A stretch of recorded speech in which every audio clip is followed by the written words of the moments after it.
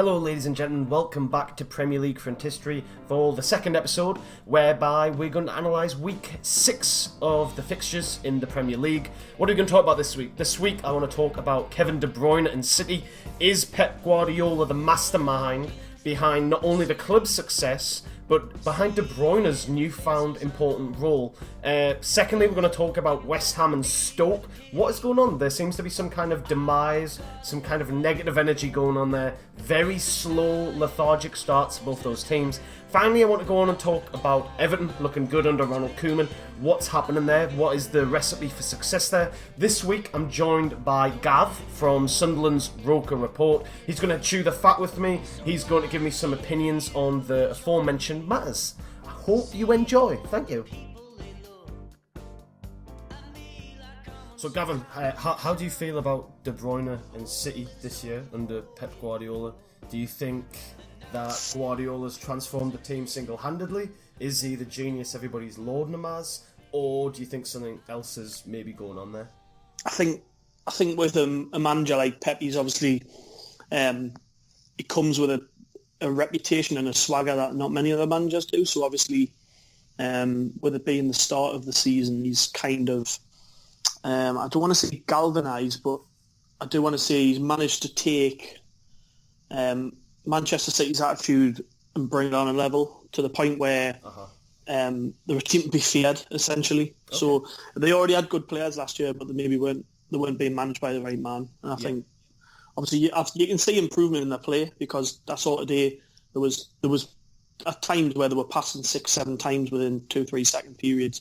You know, that's kind of how his Barcelona team played when they used to move in triangles effectively. Yeah. But generally speaking, I do think that they're the team to be, reckoned with. They're going to win the league for me. Yeah. Of what I've seen already, I don't think there's another team in the league. I thought going into the derby last week that Manchester United would probably win, based on the fact that Aguero wasn't playing, and it obviously hasn't made a blinding difference. Yes. Because he's put other players in who've stepped up.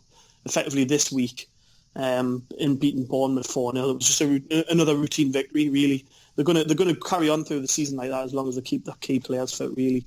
What I found really interesting as well is so many people, and I was actually one of them, I didn't think Pep would get off to such a good start. I honestly thought he might struggle to adjust to the Premier League, but it's almost as if the football and language that he's sort of made up by himself, really, the style, the brand, it's almost like it can just transfer anywhere, really, isn't it? I mean, we had it in Barcelona, had it in Germany, and now City seem to have just slotted perfectly into Pep's style of play.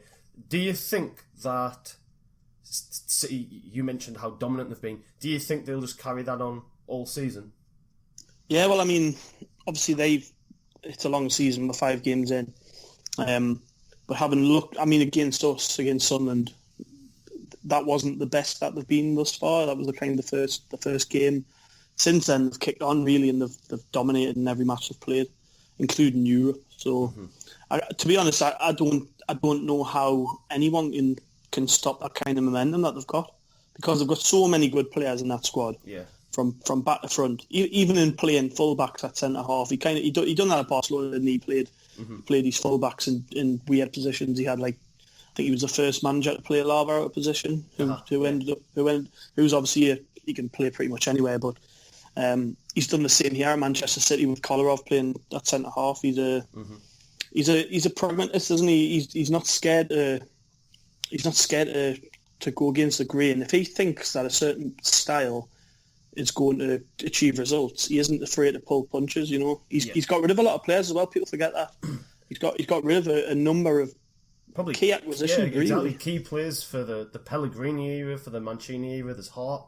Yaya Toure is really not playing much game time. Bonnie, who cost 20 odd million quid as well. So I think you're right. He's not afraid to make decisions. What I love about him the most is I feel a lot of managers set up to not lose a game. So the Manchester derby would be a perfect example. I feel like Mourinho set up to not lose that game. I don't think Pep ever sets up to not lose a game. I think he sets up to win a game. Like he'll never bow down to pressure of trying to nullify a threat. I think he's so confident in the way that he knows his team plays, he doesn't have to worry about that. What do you think about that? Yeah, I agree. I think that's obviously him all over, isn't it? He's never been at a weak club effectively as a manager. He's always been at a club who are expected to dominate. Yeah. And he's had the resources. Don't get us wrong. He's had to buy players, but generally speaking, he isn't afraid to be the leader in a game. Effectively, like his team will play a certain way, and if you don't like it, then tough. He's not going to change the style of football. So we've seen it already. He made it clear from the off. He wanted a goalkeeper who could play out from the back. Whether that works in England's beyond me, really, but because from what I've seen of Bravo, he doesn't strike us as a particularly solid goalkeeper, but he does suit the style that Pep wants. Yeah. So going forward, back to front, that's the type of player he likes. He's got a left back, like I say, playing centre half, Kolarov. It could be a role from going forward, which sees him play another 2-3 years at the top level. You know what I mean? It could be that type of thing, but he isn't afraid to set his teams up the way he wants to play, not based on how the other team wants to play. So to be honest, I'm having looked at who's been strong thus far. Everton and Tottenham are up there. Yep. I think Liverpool and Manchester United will be there come the end of the season, Chelsea too, but none of them really have the swagger that Manchester City do in my eyes. Excellent. Moving on to a different point, looking maybe at some teams who aren't as successful so far, specifically Stoke and West Ham. I want to start with Stoke, mainly because if you look on paper, say if you agree with this point, if you look at Stoke on paper, you'd say that they're a top 10 team, wouldn't you? You wouldn't think that 5 games in, they'd be bottom, having shipped 4 goals in consecutive games. What do you think's going wrong at Stoke? It's obviously a miscommunication character thing for me. I to be honest, I thought they were walking a tightrope last year with the players they signed. I thought as good as Bojan, Shaqiri and Arnautovic are individually, I'm not entirely sure that the team players. I think, I'm not saying they're to blame this year, but I would definitely say that there's some sort of miscommunication there which is causing problems on the pitch because, like you say, without a doubt, they've got one of the strongest squads probably outside the top 6, I would say. Okay. In terms of individual players, I think Shaqiri's a quality footballer. I think Bojan's a quality footballer.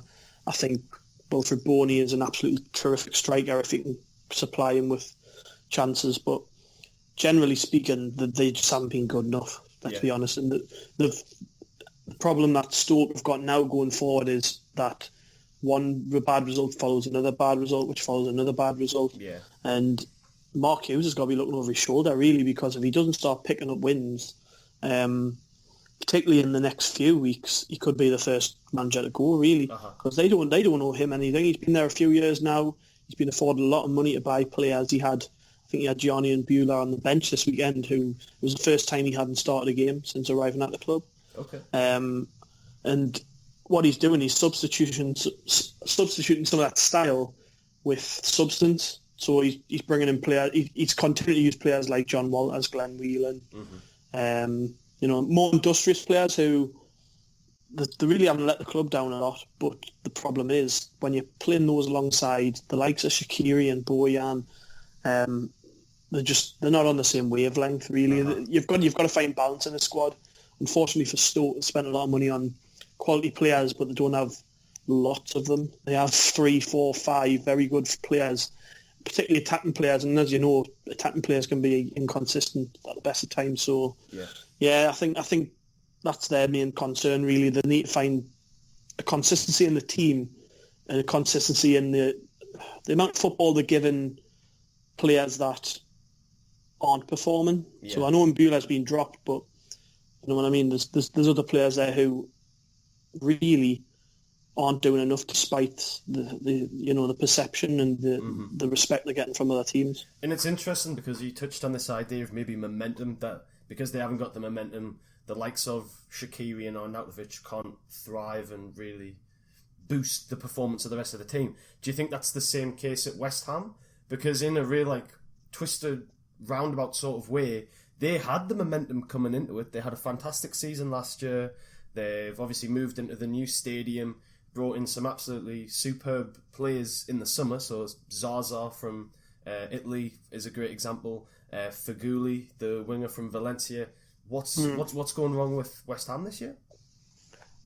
Well, personally speaking, I think as an outsider looking in, they've not particularly invested well where they needed to buy players. So they've sold James Tompkins to Palace. I know he was injured this weekend, but generally speaking, he was a player who'd been there a long time. Ingrained players, I mean, you're getting rid of lads like that, and then you're replacing them with foreign names who maybe aren't up to speed quite yet. So I know Zaza's apparently a very good footballer, but he hasn't started well. Yeah.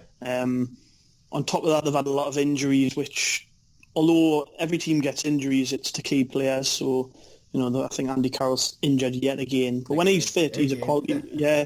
But when he's fit, he's a quality footballer.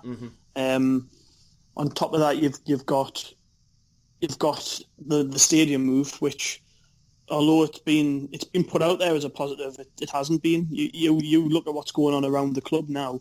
There's a lot of discontent about the new ground, particularly the way which supporters are being treated. Traditionally there was an end at Upton Park where people would stand and sing, and that's where you went if you wanted to do that kind of thing. Okay.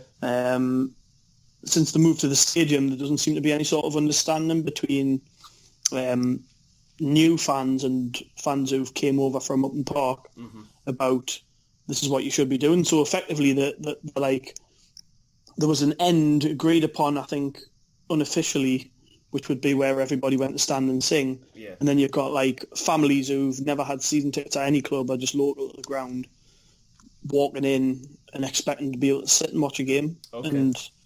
And that's been a big issue between the supporters. There's a lot of discontent off the field as well. On top of that, they did spend 20 million on a player who's knackered for most of the season. That can't be easy to deal with either, because you it's like with any football club, when you exhaust all your resources in a particular position, and then the player's injured after his first game, it throws a lot out the window, doesn't it? It's one thing after another. Bad things tend to come one after another. With West Ham, it appears that's the case, because they're not only losing in a fashion which is unbefitting of them, they're also dropping like flies. They can't seem to get into sort of any sort of rhythm on the pitch, which is costing them results. And obviously there's pressure on the manager now as well, because they've spent a lot of money on players. So I'd be quite worried if I was a West Ham fan, because having had such a good season last year, they're now down at the bottom end of the table and don't look like improving. So a lot to worry about. It's a real shame as well, because West Ham for me were absolutely one of the great stories again last season. And what's really irritating is sort of, I don't know if irritating is the right word, but upsetting, I guess, is a better way to put it, is just that they haven't carried that form over. Everybody loved Leicester last year. I loved the way West Ham played last year. Payet obviously was absolutely superb. Lanzini was great. And like you said, they spend all that money on Andre Ayew, and he gets a serious injury very early on. It's just a shame. I think West Ham are one of those teams that very few people begrudged them any success. Last year, believe it or not, was the first time since 1985 that they ended a Premier League season with positive goal difference. So That's it's mad, isn't it? one of those underperformed teams, and it's a real shame that already this year that there's been just kind of turmoil, realistically. Net spend this year, 50 million. It's a lot of money. But on top of that, they've had, it's a bit like most teams who are riding a wave, really. They usually have one player who is playing out of his skin, and that they kind of pin everything on. And obviously Payet last season was their main man. He had a good European Championships, but because he had such a good European Championships, his team progressed well, and he ended up staying longer than a lot of players did, which meant he returned late back from pre-season, which has meant he hasn't played a lot of football, which is why he isn't starting games, or he's only just starting to get back into the team. But when you've got a player who is that important to your team and you don't start the season with him, on top of all the other things they seem to have going against them, fitting into a new ground and obviously having issues with new signings who are injured, it doesn't bode well. There's not a lot of positives you can take from it when all that comes together. Mm-hmm. But I mean, if we can flip again and going back to some teams that are progressing well, Everton being absolutely superb under Ronald Koeman this year. Were you surprised that he's again found his feet so well, considering Southampton? There was a couple of little rocky patches over there. Are you impressed with him? Did you expect this to happen? What are your feelings in general about Koeman and Everton? I wasn't surprised at all because he effectively overachieved last year. Well, Southampton seem to overachieve every year, but he overachieved last year really with Southampton on a small budget compared to the teams around them. He's went to Everton. They've sold John Stones, who really towards the end of last year wasn't getting a game. I think if he'd stayed, which is a big if obviously because that was never going to happen once big money came in, but if John Stones had stayed, he probably would have been a big part of the team. Yeah. Effectively, though, it doesn't matter because he left and they made a lot of money. And they seem to have reinvested it well. They've made probably the sign of the season already for me in Idrissa Gueye. I said this last year. I said Sunderland, my team, obviously, Sunderland should be in for him because he's that good. He was coming from a relegated team. It made pretty well known, I think. Yeah. I think Leicester and Villa met each other towards the end of the season and it was on Sky. They did a big feature on how Idrissa Gueye was, in terms of stats, in terms of defensive and midfield stats, he was pretty much on par, if not level, just behind Kante. Oh, wow. In everything. Yeah. And Sky made a big deal of him.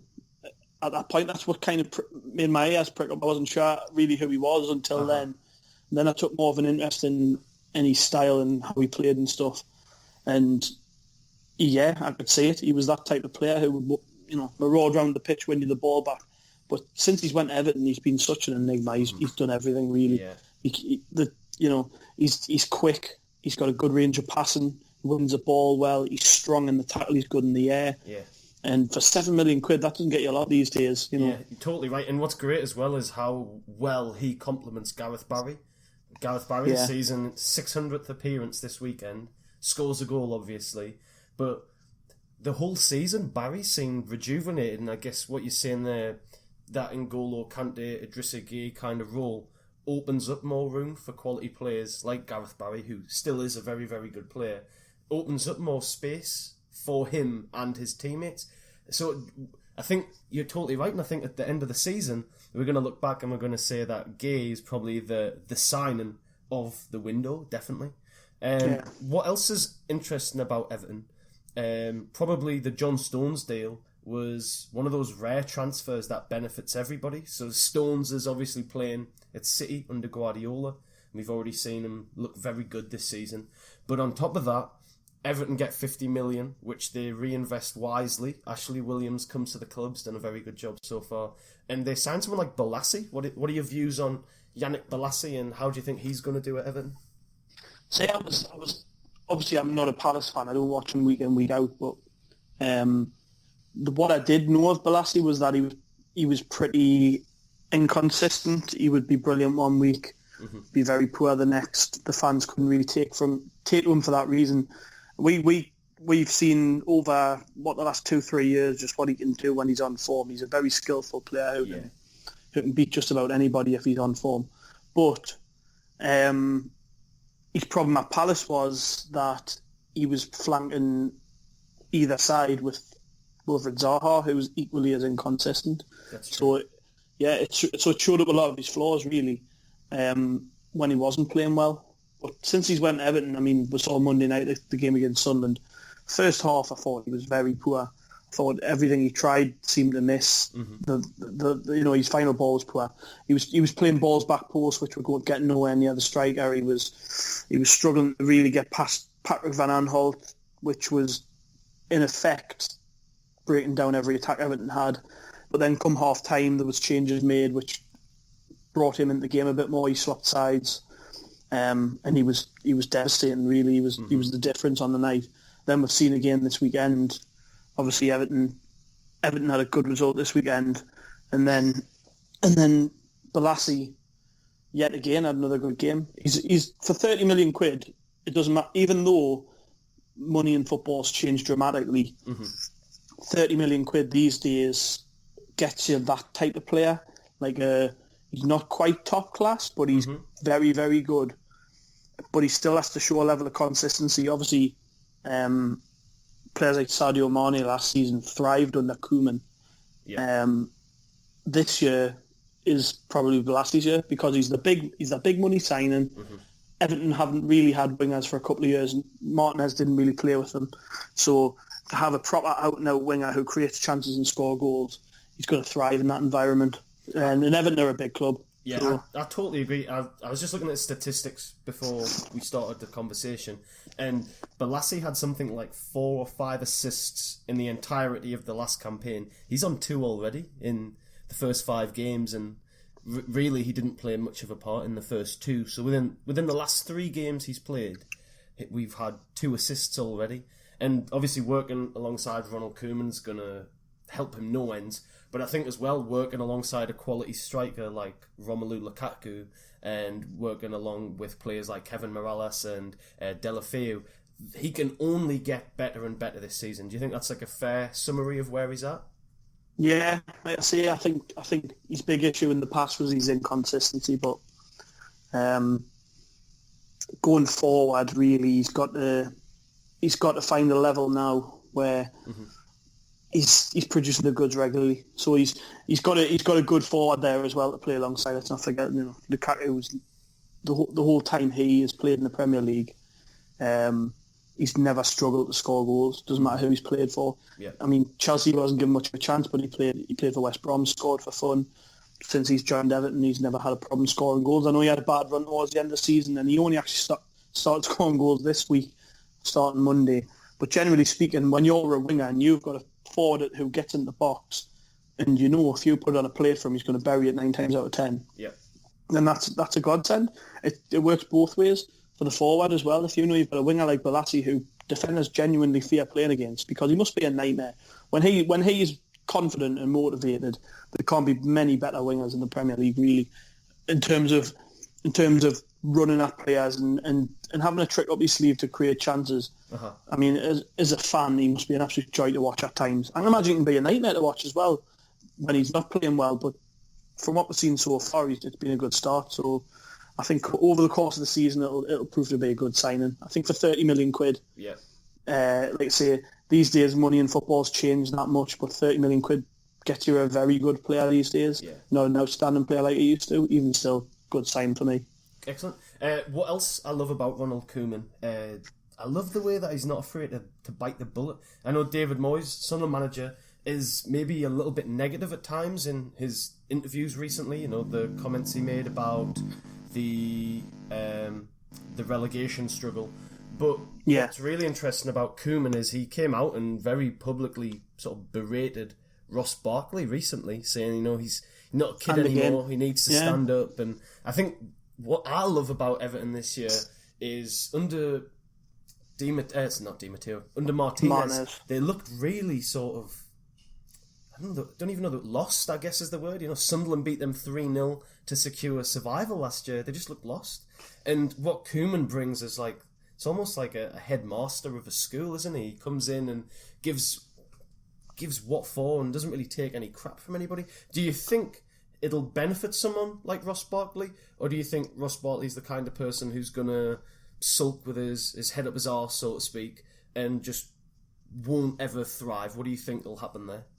Well, he's really being told, isn't he? You either listen to what I say and you improve as a footballer, or I'll sell you and I'll find someone who does want to listen to us. Yeah. Really, that's what good managers do effectively with inconsistent footballers. They say, look, I know how talented you are. I can make you a very good footballer at this level, but you need to listen to us. If you don't and you do your own thing, then we'll just sell you and we'll find somebody else. That's effectively the position he finds himself in, really. And it's good that the manager's come out and said, Ross is a good footballer, but he gives the ball away too much. Yeah. Or, like the comments he brought out this week, he was brought for half-time against Sunderland, was publicly slated effectively of how badly he played, then was straight back in the team and given a chance to prove a point, which he did. In fact, he played really well this weekend. Yeah. So it worked in that sense. You know what I mean? That's good management, isn't it? It's good man management. You can't always mollycoddle footballers. Sometimes you've got to be harsh. Cruel to be kind, effectively. Yeah. You've got to the manager will come out and say, he's not playing well, but then the next thing you know, he's back in the team. Alex Ferguson used to do it all the time. Yeah. He wouldn't pull any punches on a player, but then they would still be in the team. Roy Keane, I can remember Roy Keane doing it when he was Sunderland manager as well. Wasn't afraid to say something about a player publicly, but the player, I think it was Tobias Hyson actually, that was the one I was thinking of. It was the whole situation with Sunderland when the players were left off the team bus because they were late. Yep. Roy Keane dropped them for the game, publicly berated them in the press afterwards about how their attitude needed to change if they were going to be a success at Sunderland. Next thing you know, Tobias Hyson starts next match, and he plays really well. That's a style of management which transcends really. It's happened for years, but not enough do it these days. We're in 2000, we're in 2016, and plenty of people have said it. Plenty of managers have said it that sometimes now you can't tell a player that you can't tell them the truth because all they do is just spit the dummy out and they want to leave and they threaten that they won't sign a contract and all this, that and the other. Sometimes you can get away with it. In this case, it's worked because Ross Barkley is a very good footballer, but I think anybody who's watched him in the last 2 years knows that he can be as bad as he can be good. You know what I mean? Yeah. He's not always a 10 out of 10 player. He can sometimes be a 2 out of 10, and because he's so young, he's still got time to improve. With a good manager, he's got to start listening on the pitch. Excellent. Okay, so moving on from the football and side of things to just some extra questions. Gav, you're the editor over at Roker Report. First guest on the show. Hope you've enjoyed it. So a few basic questions just to sort of bring out who is Gav. So, favourite song. If you had to be pushed to pick a favourite song and you needed one, what would you say? Wow. That's tough enough off the bat, like. Favourite song? I'll probably go with... It's a bit of a cliche, actually. I think I'll go with... I don't know. It's a tough one. I'm going to say Bohemian Rhapsody by Queen. Okay, that's it. Oh, great choice. Another question. If you were stranded on a desert island and you had the opportunity of one professional footballer, either current or former, who would you choose to be on that island with you and why? Another tough one. I would probably go with someone who was practical, who would be handy, good crack. Someone like, actually, I was going to say Jimmy Bullard, but no, he'd probably do me heading after a while.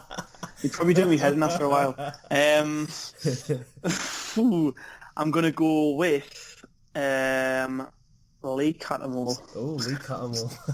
Lee. I think he'd be good. Yes, I think he'd be good crack, and I reckon he could make cracking campfire. Oh, I bet he set a few. He looks like the kind of lad who's set a few fires in his time, doesn't he? Aye, definitely looks like an arsonist. I think I might go personally, maybe Lorik Canner. I just think, maybe that looks like the kind of person who could fight some kind of creature that's going to attack you. Like a shark. Yeah, who has a plan. Who, he's like Jack Sparrow, but more manly, I guess, is a nice way to put it. And final question. Best game you've ever been and watched? Football. This one I don't even have to think about. Probably watching Sunderland beat Manchester United on penalties in the semi-final of the League Cup in 2014. Just an amazing night. Best night of my life, in fact. That's the kind of experience I'll take to the grave. It was just amazing. What was like the best thing about the night? Obviously, like a roller coaster of emotions, going to penalties and how atrocious some of those penalties were. But for you, what's like the lasting memory of that game? The feeling of being a cup finalist. Like, I've never in my life. I mean, I'm only 25, but when I was 1 year old, we got to a cup final. Yeah, you know what I mean. So I can't fall back on that. So knowing that I was going to go and watch my team play in a cup final was amazing. Those are the type of experiences you just don't get very often as a fan of a club like Sunderland. They tend to penny to teams like Man United and Liverpool and things like that. But when it comes to supporting Sunderland, the good times are very few and far between. But when they do come, they're worth savouring. So, yeah. That was the best night of my life, really. The Wembley experience was amazing. actually watching your team in the cup final and spend the weekend down London with thousands of other Sunderland fans was just something else. But that night, being in a away end with 9,000 other fans celebrating being in a cup final, I don't think it gets any better than that. Fantastic. Amazing. Well, thank you so much for your time. No problem. Hopefully you can come back again in the not too distant future and we can talk a load of proverbial cack about football. Hope you enjoyed your time on the show, mate. Take it easy and we'll speak again soon. Cheers, Paul. Cheers. That's it, ladies and gentlemen. That's all we have time for. I hope you've enjoyed these ramblings of two men old before their time. If you want to follow Gav, you can find him on Twitter. I think it's at Gav1879 maybe. You can find Roker Report on Twitter as well. That's at Roker Report. And as always, you can find me on Twitter, and that's at Tommyaki. That's TOMMYAKKI. Again, if you would like to subscribe to the video, share the video, like the video, anything like that to do with the video, if you enjoy it, please do. Subscriptions are great because you just basically get the video ahead of time. You just get a little notification letting you know it's there. You don't have to rummage around online, try and find things. But I hope you enjoyed this evening's show, and we'll speak again very shortly. The Premier League once again throwing us a curveball this week. Hope you enjoyed the show, guys. Have an absolutely wonderful